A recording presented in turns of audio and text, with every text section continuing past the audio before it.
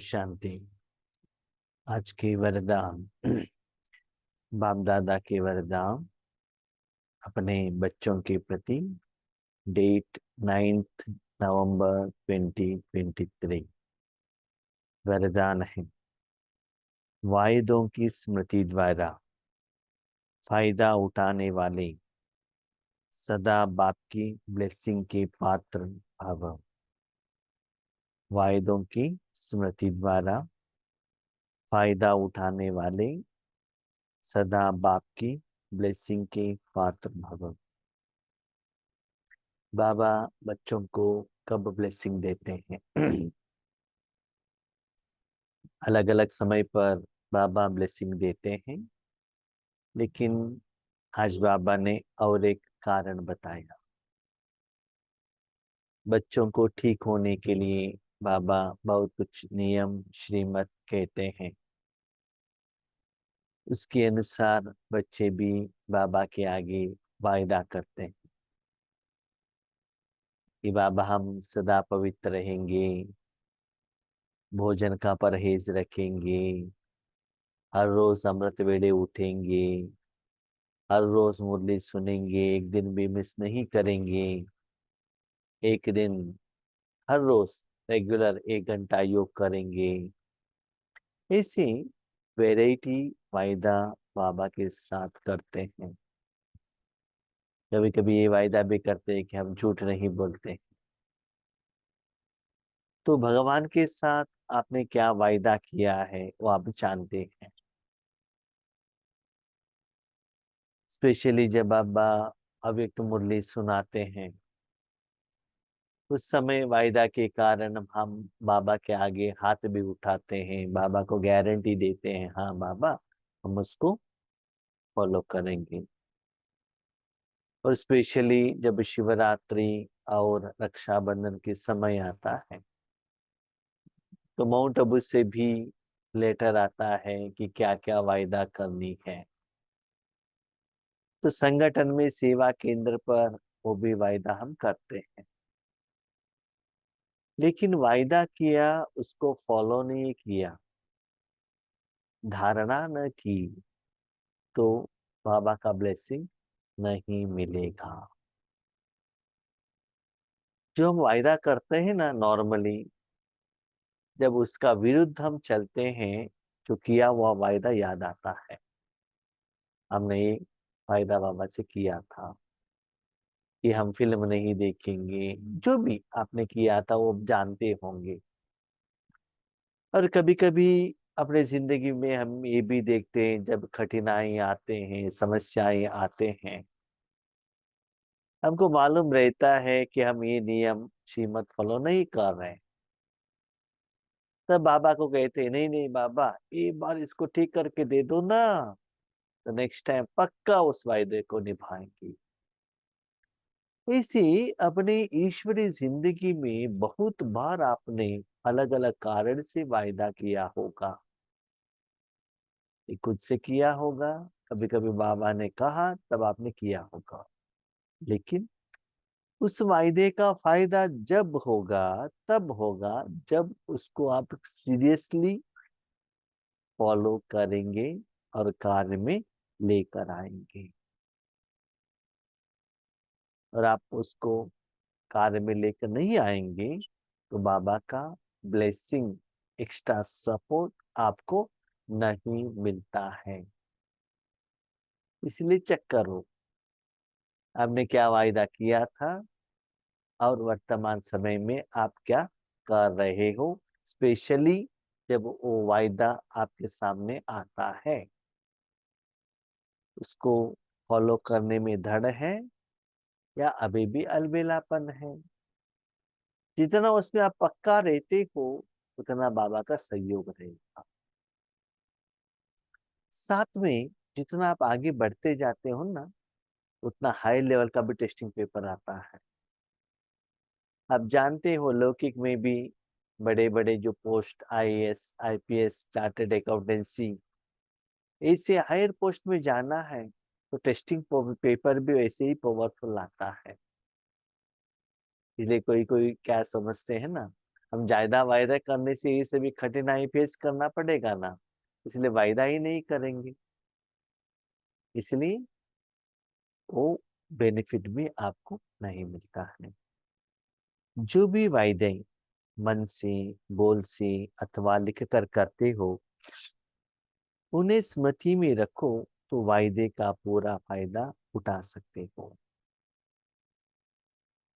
बाबा ये कहते हैं कभी कभी जो वायदा है वो लिख कर भी देखते हैं।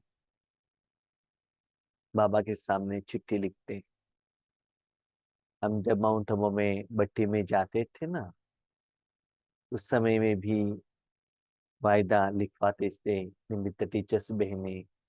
और सेवा केंद्र में भी कभी कभी ऐसा ही उपयोग कराते हैं, एक कुंड बनाकर उसमें कुछ आपका कमियां लिखकर उसमें डालने का और जलाने का। कोई देखते नहीं है आपने क्या लिखा है, कि वो आपको स्वाहा करना है। साथ में कोई भाई बहने यज्ञ में सरेंडर होते हैं, समर्पित होते हैं, तब राइटिंग में दिया जाता है विद सिग्नेचर, विद पेरेंट्स का सिग्नेचर द्वारा, कि ईश्वरीय जो मर्यादाएं हैं उससे कुछ विरुद्ध ये आत्माएं चलते हैं तो इनको घर भेजा जाता है। वो राइटिंग में देता है। कभी कभी उसको फाइल करते हैं, कभी कभी आप अपने पास रखते हैं। और कोई कोई ऐसे भी आत्माएं हैं जो वायदा करते हैं ना, जब माउंट आबू में जाते हैं वहां बाबा का जो लेटर बॉक्स है उसमें भी डालते हैं। नहीं तो अपने अपने सेवा केंद्र में भी कहाँ भी लेटर बॉक्स है वहां डालते हैं। तो आपने जो वायदा किया है राइटिंग में, वो भी याद रहे। कभी कभी बातों में वायदा करते हैं बाबा से, बाबा को दिलासा दिलाते हैं, बाबा हम ऐसे करेंगे वैसे करेंगे, बोल द्वारा। जैसे कि बाबा अव्यक्त मुरली में बात करते रहते हैं, तब बाबा हाँ हाँ हाँ बाबा हम करेंगे, हाँ हाँ में हाँ मिलाया तो भी बात किया ना आपने। इसलिए बाबा देखिए कभी कभी हाथ उठाते हैं तो कहते हैं कैमरा मैन को वहां थोड़ा फोटो खींचो, कि हमने क्या कहा था, उसके लिए किन किन लोगों ने हाथ उठाया था, ताकि अंतिम समय में जब आप सूक्ष्म अवतार में जाते हो तो बाबा को प्रूफ मिलेगा ना, इस बात के लिए मैंने जरूर कहा था भी और आपने हाथ भी उठाया था, वो प्रूफ मिल जाएगा। हाँ, बच्चे तो बहुत होशियार है। बोल से बोलेंगे, हाथ उठाएंगे तो प्रूफ मिलेगा ना, लिखत में देंगे तो प्रूफ मिलेगा ना। हमने तो मन से किया है, किसको पता चलेगा? मन में जो है किसी को दिखाई तो नहीं देता है। इसलिए भगवान बहुत बुद्धिमान है। तो आज के वरदान में कहा, जो भी आपने वायदा किया है भले मन से, भले बोल से या लिखत, सबको याद रखना। यस, आपने जो मन से वायदा किया है, आपके साथियों को पता नहीं चल सकता है, रिश्तेदारों को, अपने परिवार वालों को, अलौकिक परिवार वालों को मालूम नहीं हो सकता है। आपको तो खुद जानते हो ना आपने बाबा के आगे क्या क्या वायदा किया है। आपके स्मृति में तो आ जाता है ना क्या क्या किया था, थोड़ा सा भी याद आ जाएगा। इसीलिए बच्चे वायदा करने के बाद उसको निभाना पड़ेगा, निभाने से ही उसका फायदा आपको मिल जाएगा। भले मनसा, वाचा या लिखत में जो भी किया है, एक बार थोड़ा पीछे जाओ और चेक करो बाबा के बच्चे बनने के बाद आपने क्या क्या वायदा किया और कितना परसेंटेज में आज तक उसको निभाया। ठीक है, अभी तक नहीं निभाया तो आगे तो ठीक करो, तब भी मैं आपको एक्स्ट्रा मार्क्स देता हूं, अभी भी चांस है। चेक करो कि कितने बार वायदा किया है और कितना बार निभाया है।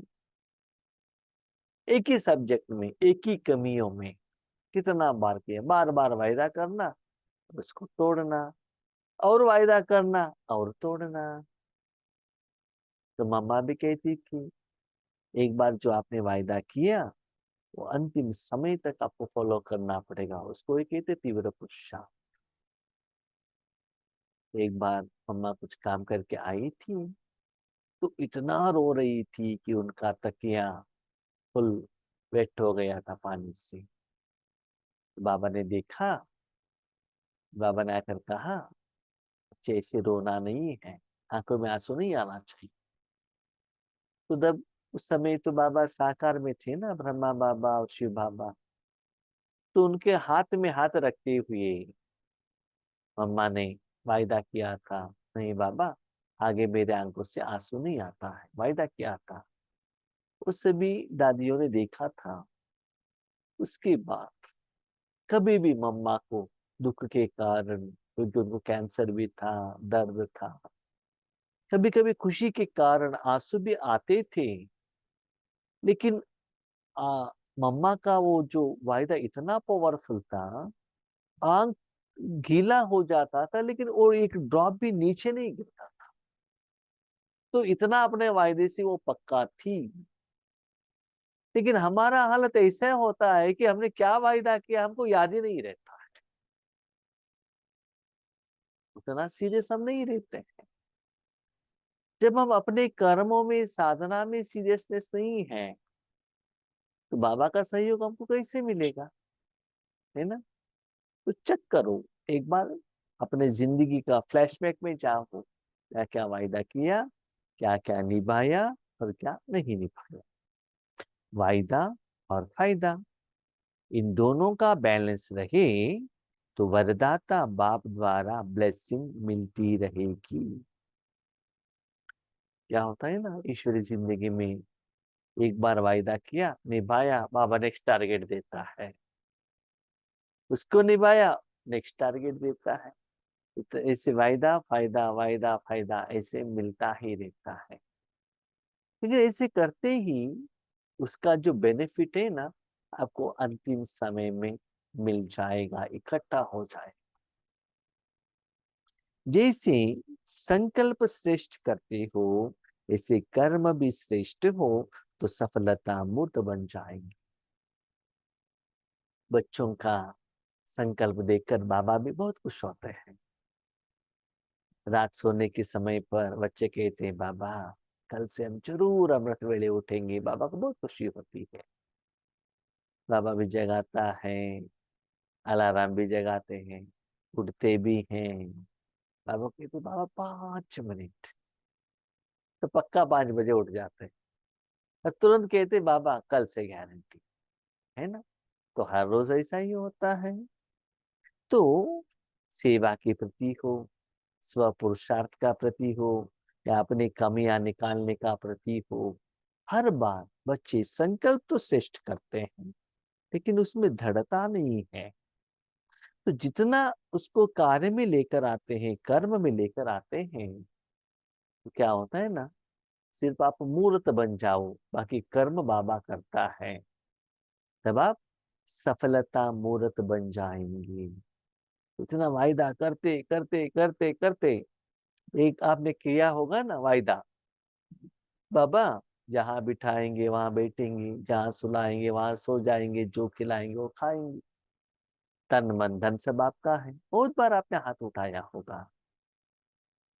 तो सब कुछ उनका है, आपको क्या करना है, तो बाबा निभाएगा ना। एक छोटा बच्चा माँ की गोद में आकर बैठता है, तो बच्चों को क्या करना है, सारा जिम्मेदारी माँ का हो जाता है। तो ऐसे समझो कि सदा आप बाबा की गोद में, तो आप सफलता मूर्त बन जाएंगी।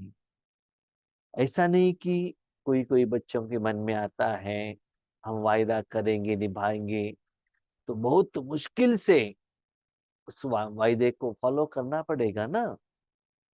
बाबा कहते ऐसा नहीं है बच्चे, जितना वायदा करते हो बाबा को इतना सहयोग मिलेगा, आपको कुछ करने का जरूरत ही नहीं रहता है।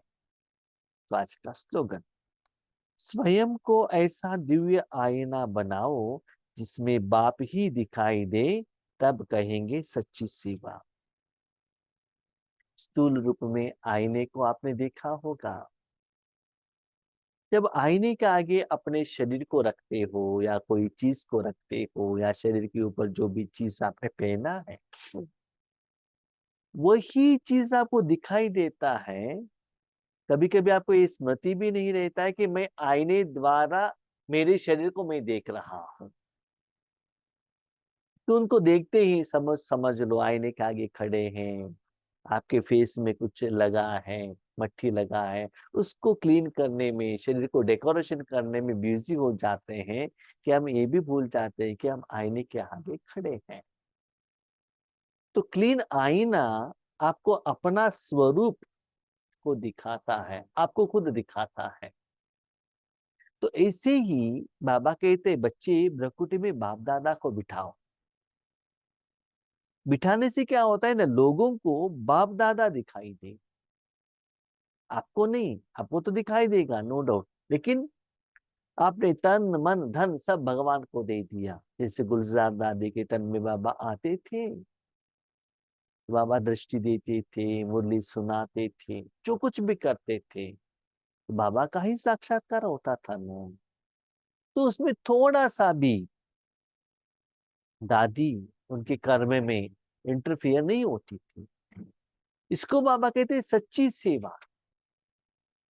क्योंकि जब ब्रह्मा बाबा के तन में बाबा आते थे, तब थोड़ा कुछ मुरली ब्रह्मा बाबा भी चलाते थे। इसलिए बाबा ने कहा बीच में इस बच्चे ने कुछ कहा तो उसके लिए भी मैं ही जिम्मेदार हूँ।